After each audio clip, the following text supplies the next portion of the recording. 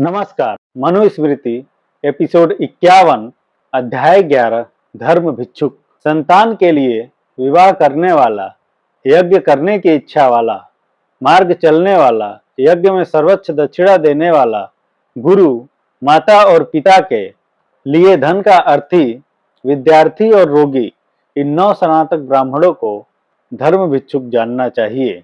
ये सब निर्धन हो तो विद्या के अनुसार इनको दान देना चाहिए। इन ब्राह्मणों को दक्षिणा के साथ अन्न देना और दूसरों को यज्ञ वेदी के बाहर पकाया अन्न देना चाहिए। राजा को यज्ञ दक्षिणा में उत्तम वस्तुओं को योग्यता के अनुसार देना चाहिए।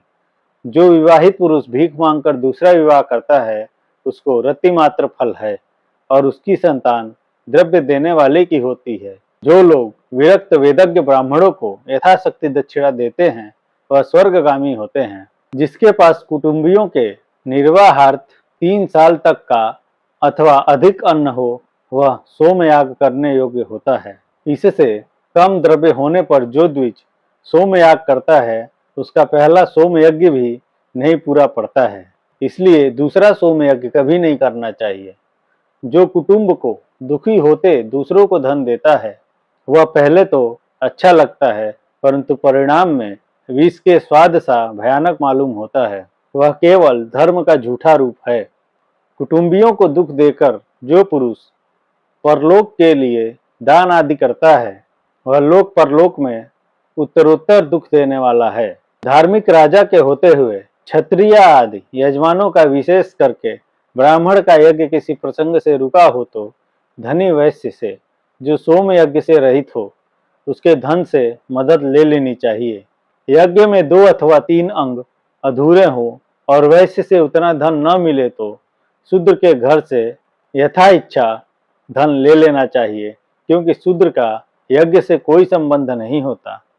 जो अग्निहोत्री नहीं है और 100 गौ का धन रखता है और जिसने यज्ञ न किया हो पर 1000 गौ का धन हो, उन दोनों के घर से भी बिना विचार धन ले लेना चाहिए।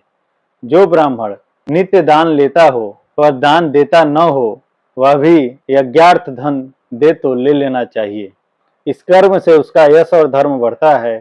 जिसने 3 दिन तक भोजन न किया हो वह 7वीं खुराक धर्महीन पुरुष से भी अन्न ले लेने में कोई दोष नहीं है। खलिहान, खेत या घर से अथवा कहीं से भी अन्न ले लेना चाहिए और उसका स्वामी पूछे तो उससे सत्य बात कह देनी चाहिए। क्षत्रिय को ब्राह्मण का धन कभी न छीनना चाहिए।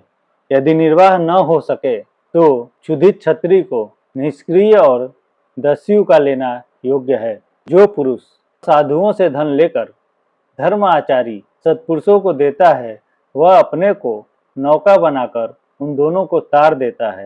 यज्ञ आदि करने वालों के धन को देव धन कहते हैं और यज्ञ आदि धर्म कर्म न करने वालों का धन आसुरी धन कहलाता है। ब्राह्मण निर्वाह के लिए कोई दोष भी करे तो भी उसको राजा को दंड नहीं देना चाहिए, क्योंकि राजा के ही दोषों से ब्राह्मण भूख से दुख उठाते हैं।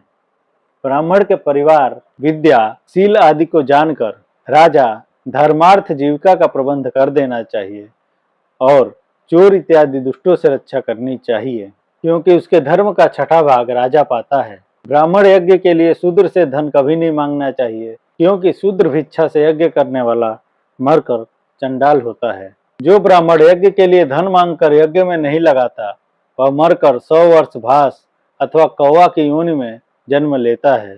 जो देवार्पण या ब्रह्मार्पण किए धन को लोभ से खा जाता है वह पापात्मा परलोक में गिद्ध की जूठन से जीता है। पशु याग या सोमयाग न हो सके तो उस दोष को शांति के लिए ब्राह्मण को शूद्र से भी धन लेकर प्रायश्चित वैश्वानरी इष्टि करनी चाहिए। जो द्विज आपातकाल के न होते आपातकाल के धर्म से बर्ताव करता है उसे परलोक में उसका फल प्राप्त नहीं होता। विश्वदेव, साध्य देव, महर्षि और ब्राह्मणों ने मृत्यु से डरकर आपातकाल में मुख्य विधि के स्थान में प्रतिनिधि आपद धर्म की कल्पना की है। मुख्य विधि की शक्ति होने पर भी जो पुरुष प्रतिनिधि से कर्म करता है उस दुर्बुद्धि को उस धर्म का फल परलोक में नहीं मिलता। धर्मज्ञ ब्राह्मण को अपने थोड़े नुकसान को राजा से नहीं कहना चाहिए।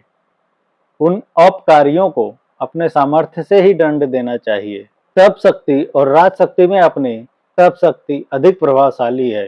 द्विजों को अपनी ही शक्ति से शत्रु दमन करना चाहिए। अथर्ववेद के अंगिरस मंत्रों को पढ़कर अभिचार करें। मंत्रोच्चारण ही ब्राह्मण का शस्त्र है। उसी से द्विज को शत्रुओं का नाश करना चाहिए। क्षत्रिय अपने भुजबल से, वैश्य और शूद्र धन से और ब्राह्मण मंत्र जप हवन से आपत्ति को दूर करना चाहिए। ब्राह्मण विहित कर्मों का अनुष्ठान करने वाला, पुत्र शिष्यों का शासन करने वाला, प्रायश्चित आदि को बताने वाला और सबका मित्र कहा गया है। उसको कोई बुरी बात या रूखी बात नहीं कहनी चाहिए। कन्या, युवती, थोड़ा पढ़ा, मूर्ख, रोगी और यज्ञोपवीत संस्कार रहित पुरुष को अग्निहोत्र का होता नहीं होना चाहिए। यदि यह सब होता किए जाए तो खुद और जिसका अग्निहोत्र हो वह दोनों नरकगामी होते हैं। इस कारण स्रोत कर्म में प्रवीण वेद विशारद को ही अग्निहोत्र का होता बन सकता है।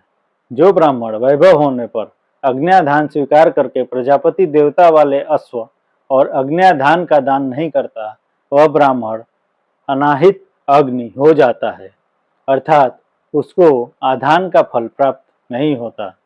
श्रद्धावान जितेंद्रिय पुरुष को पुण्य कर्मों को तो करना चाहिए, परंतु न्यून दक्षिणा देकर कोई यज्ञ नहीं करना चाहिए, अर्थात बिना पूरी दक्षिणा दिए यज्ञ नहीं करना चाहिए।